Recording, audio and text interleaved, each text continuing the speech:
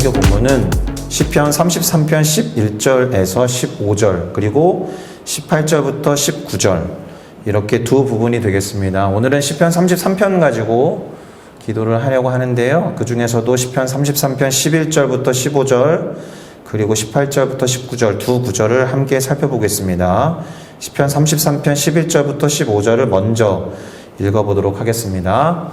여호와의 계획은 영원히 서고 그의 생각은 대대에 이르리로다. 여호와를 자기 하나님으로 삼은 나라 곧 하나님의 기업으로 선택된 백성은 복이 있도다.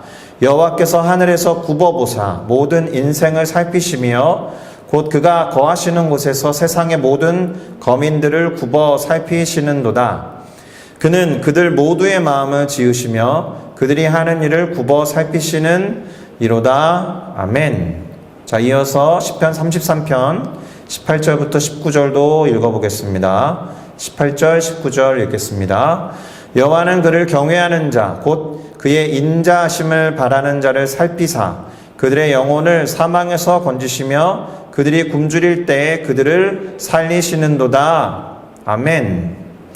자, 저는 방금 우리가 함께 읽은 이 시편 33편 11절부터 15절 그리고 18절부터 19절 말씀을 가지고 중간에 읽을 때 반복해서 나왔던 문구가 있죠. 그 제목 그대로 살피시는 하나님이라는 제목으로 시편 33편을 전반적으로 살펴보려고 합니다. 그리고 그 안에서 깨달음을 혹시라도 얻을 수 있다면 그 깨달음을 가지고 오늘 우리가 행하는 중보기도에 활용하고 적용해 볼 생각입니다.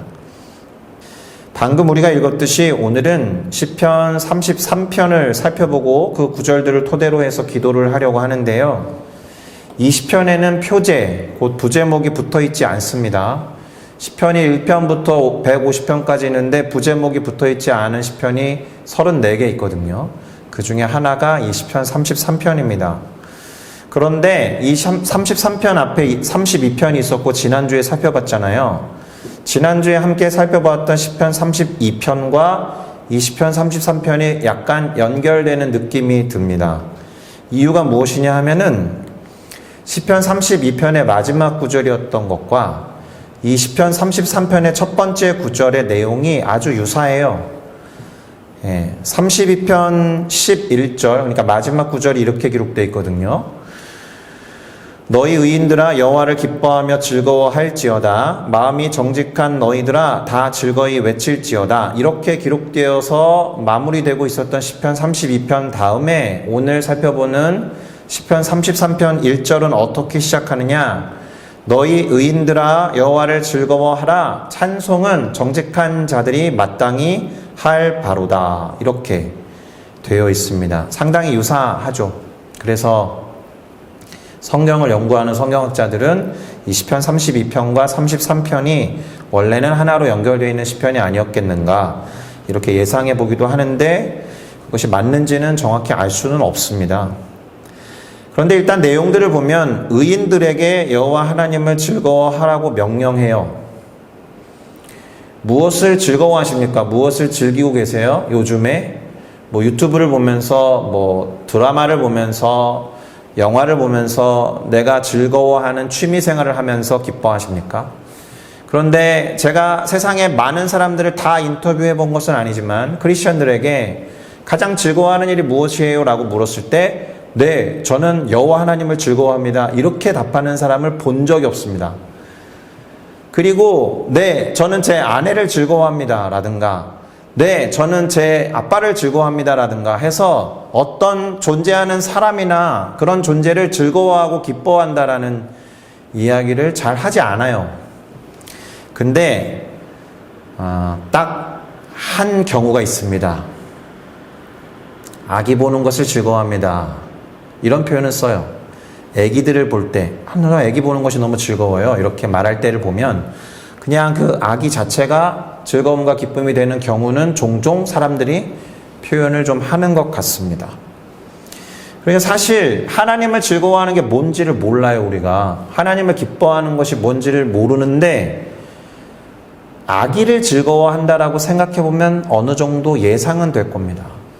그러니까 하나님을 생각하면서 즐거워하는 것이고 하나님의 얼굴과 하나님의 눈빛을 본다라는 가정을 하면 그냥 나도 모르게 웃음을 짓게 되는 경우에 해당할 겁니다. 잘 없죠? 하나님을 본 일이 없으니까 잘 없을 겁니다.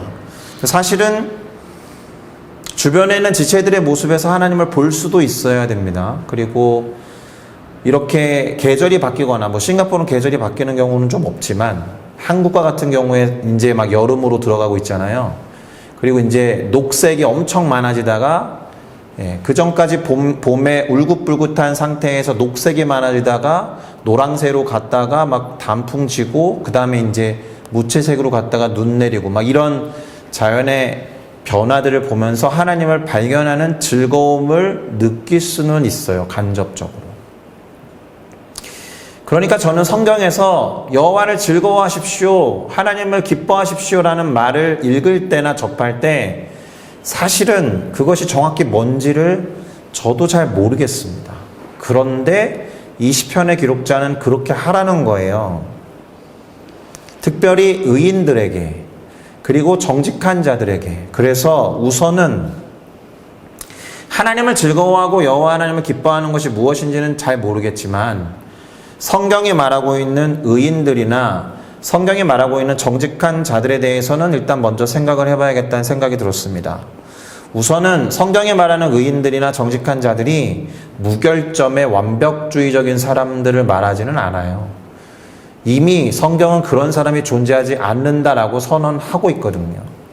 그보다는 어떤 사람을 의인이라고 부르고 어떤 사람을 정직한 사람이라고 부르느냐, 하나님과의 관계를 바르게 갖고자 하는 사람들, 이렇게 정의합니다.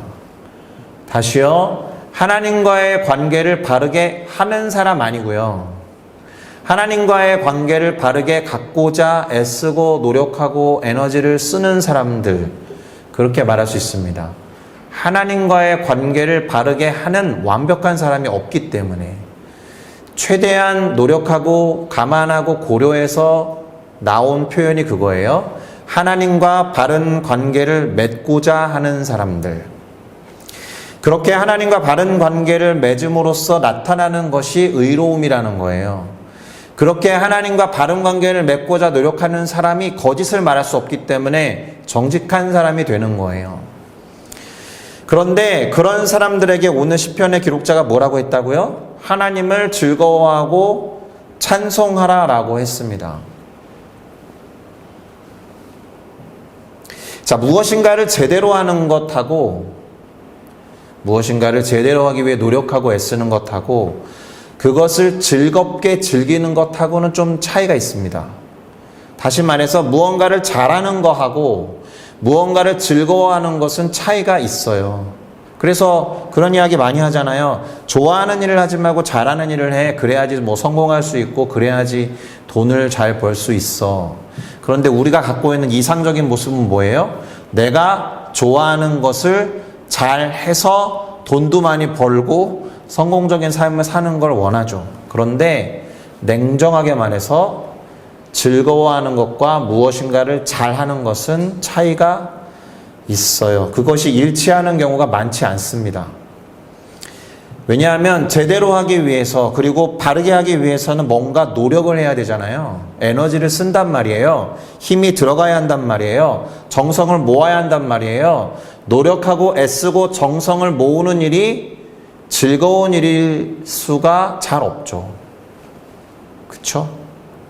그게 쉽지 않기 때문에 그렇습니다. 그러면 즐거워하는 일과 제대로 관계를 형성하는 것을 어떻게 연결시키고 하나로 만들 수 있을까 고민을 하다가 느헤미야라는 사람이 남겨놓은 구절이 있습니다. 그것을 보니까 이거다 싶은 게 있습니다.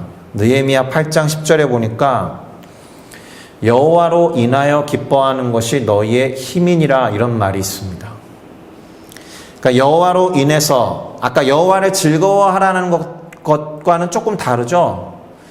여호와 하나님 때문에 기뻐하는 것이 우리의 힘이 된다라는 이야기하고 여호와 하나님을 즐거워하는 것하고 좀 다르죠. 자, 느헤미야는 여호와 하나님 때문에 기뻐한다면 너는 힘을 얻을 수 있을 거야, 이런 이야기거든요.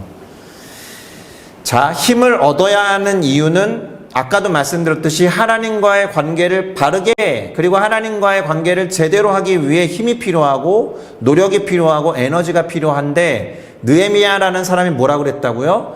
여호와 하나님 때문에 혹시라도 기뻐할 수 있으면 너희에게 힘이 될 거야. 지금 이 말은 여호와 하나님 때문에 기뻐하고 즐거워하는 일이 쌓이면 쌓일수록 하나님과 바른 관계를 맺을 수 있는 힘이 생겨난다라는 거니까, 여호와 하나님 때문에 기뻐하는 것 자체가 하나님과 바른 관계를 제대로 쌓을 수 있는 방법이 된다라는 거예요. 사실 느헤미야가 그렇게 해결책을 내놓고 있습니다.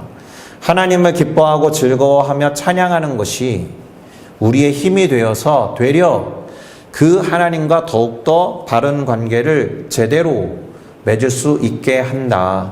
곧 예배가 가능하게 할 거다라는 거예요.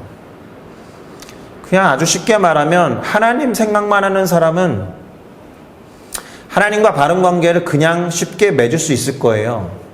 하나님 생각만 하는 사람은 하나님과 관계를 형성하기 위해서 노력하거나 애쓰지 않아도 그냥 그 관계 안에 있을 겁니다. 관건은 뭐예요? 힘이 분산되니까 내가 살아가는 삶의 여러 영역 속에 하나님과 상관없는 영역으로 담을 쌓고 지내기 때문에 벌어지는 일입니다.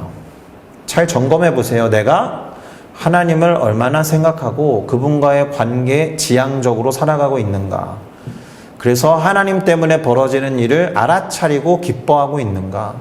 그 기뻐하는 것을 통해서 에너지를 얻고 그 에너지로 열심히 또 살아가는 힘을 쏟고 있는가. 노력하지 않아도 잘 되는 경험을 하고 있는가.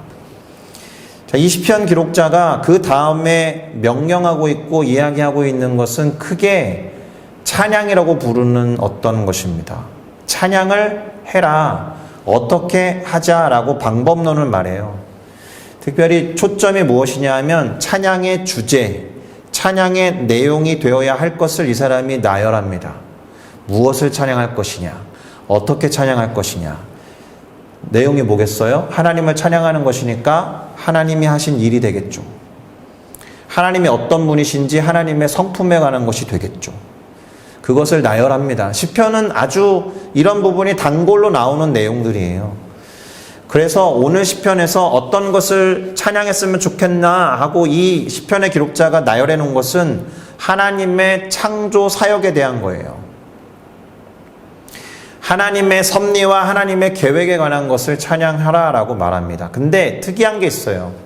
하나님의 창조 사역을 찬양하라고 하니까 필연적으로 이 말을 꺼내야 돼요. 어떤 거겠어요? 말씀입니다. 주의 말씀. 왜요? 하나님이 말씀으로 창조하셔서 그래요. 4절과 6절과 9절 세 번에 걸쳐서 말씀에 대한 언급이 등장합니다. 말씀으로 이루신 것들, 말씀의 능력을 찬양하는 것이 중요하다, 이런 말을 하고 있는 것과 같아요. 하나님이 하신 말씀, 그러니까 기록된 말씀으로서의 성경을 들여다보고 그 안에서 하나님의 어떠하심을 느끼고 즐거워할 뿐만 아니라 예배하고 찬양할 것을 찾아보는 작업이 대단히 중요합니다. 그것이 하나님과의 바른 관계를 만드는 기초가 되니까. 그분을 즐거워하고 기뻐하는 이유나 근거도 말씀 속에서 찾아야 돼요. 왜요? 하나님을 인격적으로 만나는 게 쉽지 않으니까. 그럼 하나님을 어떻게 알아야 돼요? 하나님이 당신에 대해서 적어 놓으신 기록들, 성경을 통해서 알아야 한다는 겁니다. 성경만큼 하나님이 행하신 일이나 하나님의 속성과 성품을 가장 잘 드러낸 것이 없어요. 주일에도 말씀드렸는데요. 성경을 읽지 않고 하나님의 뜻이 뭐예요? 라고 묻는 건 어불성설이에요. 성경을 읽지 않고 하나님의 뜻을 어떻게 알 수 있어요? 라고 묻는 건 대단히 어리석은 질문이라는 말입니다. 말이 안 돼요. 앞뒤가 안 맞는 거예요. 제가 최근 들어서 짧게는 일주일 전부터, 긴 경우에는 한 달 반 전부터 청년부 지체들 중에서 몇몇하고 말씀을 묵상하고 저한테 말씀 묵상 일기를 보내는 지체들이 있습니다. 그러면 이제 그 묵상 일기를 읽어나가는 게 아주 즐거워요. 묵상하는 시간도 제각각이에요. 그리고 스타일도 제각각이에요. 그들이 묵상하는 성경 본문도 제각각이에요. 그래서 다양한 묵상을 접하는 즐거움이 아주 쏠쏠해요. 그 사람들의 삶이 보여요. 그 사람들의 고민과 갈등이 보입니다. 그리고 그 사람들이 던지는 질문들이 눈에 들어옵니다. 결론이 뭘까요? 그들이 하나님과 그분의 말씀에 대해서 알아가는 것만큼 저는 그 사람들의 묵상 일기를 통해서 그 사람들을 알아가요. 그래서 그들의 삶을 들여다보는 막연한 즐거움이 아니라 그 사람들과 어떻게 관계를 맺을까? 그 사람들에게 도움이 필요한 것은 무엇인가? 그렇게 판단해보고 고민해보고 무엇보다도 대단히 실제적으로 기도를 하게 돼요. 그 자체가 즐거운 작업이에요. 그 친구들과 그런 관계를 맺고 있는 게 즐거운 거예요. 이쯤 되면 말씀을 매개로 해서 그들과 매우 바른 관계를 맺고 있는 거죠. 제가 그 친구들의 이야기를 하는 게 아니에요. 그 친구들과의 그런 일화를 통해서 뭘 말하고 싶은 거예요. 하나님과 바른 관계를 맺는 것은 그래서 성경을 통해서만이 가능하다. 비록 이러한 일들이 습관으로 자리 잡는 데는 시간이 걸려요. 그리고 막연하더라도 그런 즐거움을 계속해서 경험해가고 쌓아가다 보면 하나님과 바른 관계 맺는 것을 잘 할 수 있을 거다라고 소망합니다. 제가 그 친구들을 응원하면서 중보하는 이유가 거기에 있지요. 자, 이제 오늘 시편 나머지 부분에서 무엇을 말하고 싶으냐? 우리를 향한 하나님의 계획과 하나님의 시선과 하나님의 생각에 대해서 나머지 부분이 이야기하거든요. 그것이 오늘 우리가 이 설교를 시작하면서 함께 읽었던 설교 본문의 내용입니다. 시편 33편 11절부터 15절인데 한 번만 더 제가 읽어보겠습니다. 여호와 하나님의 계획은 영원히 서 있고 그의 생각은 대대에 이를 것인데 여호와를 자기 하나님으로 삼은 나라 곧 하나님의 기업으로 선택된 백성은 복이 있도다. 여호와께서 하늘에서 굽어보시고 모든 인생을 살피시는데 곧 그가 거하시는 곳에서 세상의 모든 거민들을 굽어 살피시는도다. 그는, 그러니까 하나님은 그들 모두의 마음을 지으시며 그들이 하는 일을 굽어 살피시는 이로다. 중요한 말이 무엇이냐 하면 여호와 하나님을 자기의 신으로 삼은 나라, 여호와 하나님이 나의 유산이 된 그렇게 선택된 백성은 복이 있도다 라는 말씀을 하고 있어요. 하나님의 자녀가 된 사람들, 그리고 하나님의 백성으로 우리는 하나님을 우리의 하나님, 심지어 아버지라고 부르고 있잖아요. 자, 그러면 이 시편의 기록자와 같이 그것이 복된 일이라고 생각하십니까? 내가 하나님을 아버지로 삼고 하나님을 아버지라고 부를 수 있는 것이 참 복된 일이야 라고 고백하세요? 즐거워하십니까? 그것이 기쁜 일이에요? 왜 이 시편의 시작이 하나님을 즐거워하고 기뻐하라고 명령했는지 이해가 되세요? 조금 더 살펴볼게요. 하나님이 오늘 설교 본문에서 당신이 선택하신 백성을 어떻게 하시느냐? 굽어보시고 살펴보신다라고 되어 있습니다. 그가 거하시는 곳이 어디이시든지 간에 세상의 모든 사람들을 굽어 살펴보신다라는 거예요. 모두를 아신다라는 겁니다. 왜요? 그들을 지었기 때문에, 그들의 마음을 지으셨기 때문에. 그런데 모든 사람들에 대한 이야기를 해놓고 18절과 19절에 가서는 그거를 좁혀서 말해요. 모든 사람들을 굽어보시고 살피시지만 유독 시선을 두고 계신 사람들에 대한 이야기를 18절과 19절에 하고 있는데 그것이 무엇이냐? 여호와는 그를 경외하는 자, 곧 그의 인자하심을 바라는 자를 살피시는데 혹시라도 그들의 영혼이 죽음에 직면해 있을 때 건지시고 혹시라도 그들이 굶주릴 때 그들을 살리신다라는 거예요. 하나님이 그들에게 마음을 쓰신다라는 겁니다. 사망과 굶주림 가운데 있는 사람들, 그래서 구원해 내야겠구나라고 결단하시고 그들을 건지신다라는 거예요. 그들이 굶주릴 때 살리신다라고 하셨습니다. 할렐루야. 중요한 게 뭐예요?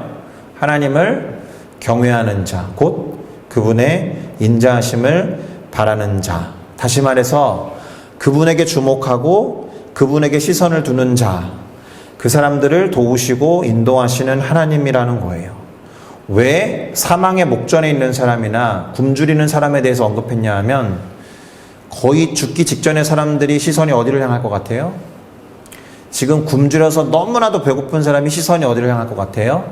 자기를 돕고자 하는 누군가를 갈망하면서 시선을 어딘가에 둔다라는 거죠. 그래서 성경에 심령이 가난한 자가 하나님을 볼 거다라고 되어 있는 거예요. 내 안에 갈급함이 있고 뭔가 필요가 있는 사람이 그것을 채울 수 있는 존재에게 시선을 두겠죠. 그게 갈망이에요. 그것이 경외예요.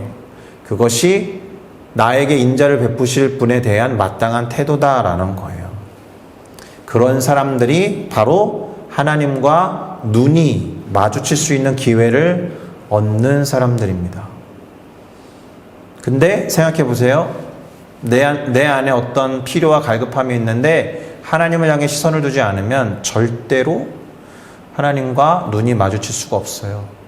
내 스스로 해결해 봐야지 다른 의지할 것을 찾는 사람이 어떻게 하나님의 시선을 느낄 수 있겠습니까? 그래서 그분이 선택하신다라고 하는 이 상황이 중요한 거예요. 우리 모두가 하나님의 선택을 입은 줄로 믿습니다. 할렐루야. 그러니 하나님과 눈을 마주치시고 그분의 구원하심을 경험해야 할 줄로 믿습니다. 아멘. 이것이 오늘의 결론이에요. 하나님과 눈을 마주치는 것. 사실 이 단어를 그렇게 쓰지는 않지만 이 수요 중보기도회를 시작했던 작년 10월 7일이었나? 네. 그때 가졌던 마음, 그때 주셨던 비전과 꿈입니다. 하나님이 주목하시는 모임, 하나님의 시선이 머무는 모임. 그런데 두 번째 비전을 선포하고 싶은 건 그거예요. 우리에게 시선을 두시는 하나님의 시선에 우리가 눈을 마주치는 것. 특별히 그분의 얼굴을 구하면서 그분의 눈에 우리의 시선을 두는 것. 자, 부부는 서로를 바라보는 존재라고 하죠. 그런데 그렇게 시작해서 서로를 바라보는 것이 아니라 같은 곳을 바라보면서 걸어가는 존재가 부부라고 합니다. 그리고 그런 노래 있죠. 아버지 당신의 마음이 있는 곳에 나의 마음이 있기를 원해요. 다 부르면 쑥스러우니까 당신의 눈물이 고인 곳에 나의 눈물이 고이길 원해요. 아버지 당신이 바라보는 영혼에게 나의 두 눈이 향하기를 원해요. 아버지 당신이 울고 있는 어두운 땅에 나의 두 발이 향하길 원해요. 그러니까 최종적인 결론은 하나님과 눈을 마주치는 것에서 시작해서 어떻게 바뀌어야 될 것 같아요? 하나님의 시선이 향하는 곳으로 내 시선을 옮기는 것. 오늘 시편 33편에 나와 있는 사망 가운데 있는 사람들, 굶주리고 있는 사람들을 향해서 하나님이 시선을 두시는 것과 마찬가지로 우리의 시선도 그들을 향해서 하나님과 함께 같은 곳을 보는 것. 마치 부부가 건강한 관계를 형성했을 때 그렇게 묘사한 것처럼 하나님과 바른 관계를 맺는 것은 그런 거예요. 똑같은 곳을 바라보는 것. 바로 이것이 우리를 살피시는 하나님이 우리에게 원하시는 거라고 믿습니다. 할렐루야. 그렇게 우리의 시선을 하나님에게 맞추고 또다시 하나님이 원하시는 곳으로 향하게 하는 우리 모두가 되기를 그리스도 예수의 이름으로 축복합니다. 할렐루야. 자, 그럼 오늘 시편을 가지고 우리가 어떻게 기도해야 될까요? 4가지 정도 기도 제목을 정해봤습니다. 첫 번째는 감사인데요.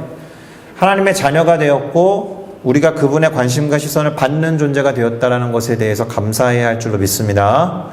두 번째로 여호와 하나님을 기뻐하고 즐거워하는 삶을 알려주시고 살 수 있게 해주십시오 라고 기도하고, 세 번째 말씀을 읽고 묵상해서 공부하도록. 왜요? 힘을 얻을 수 있으니까 말씀으로 삶을 살아내도록, 마지막으로 하나님과 눈을 마주칠 뿐만 아니라 하나님과 같은 곳을 바라보도록, 이러한 기도 제목을 가지고 찬양 한 곡을 부르고 함께 기도하도록 하겠습니다.